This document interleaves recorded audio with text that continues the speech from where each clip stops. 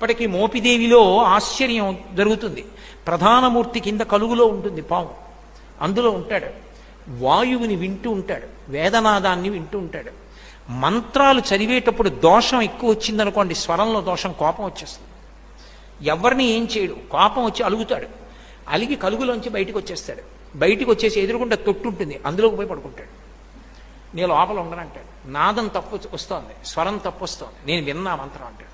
అప్పుడు వచ్చి మళ్ళీ స్వరంతో చదువుతారు మంత్రం. చదివి తప్పు అయిపోయిందయా, క్షమించు, నీ యథాస్థానాన్ని చేరమని అడుగుతారు. అప్పుడు ఒకసారి మళ్ళీ ఆ బుట్టలోంచి పైకి లేచి మళ్ళీ వెళ్ళిపోతాడు. అందరూ చూస్తుండగా జరుగుతుంది మోపిదేవిలో. నేను అబద్ధం చెప్పాను అనుకుంటున్నారేమో. మీరు కావాలంటే అర్చకుల్ని వెళ్ళి అడగండి, కిందే ఉంటుంది కలుగు, అందులోనే పడుకుని ఉంటాడు. అందరూ చూస్తుండగా బయటకు వస్తాడు. స్వరం తప్పినా, అనాచారం ఎక్కువైపోయినా బయటకు వచ్చేసి అలకపాన్ పెక్కి పడుకుంటాడు.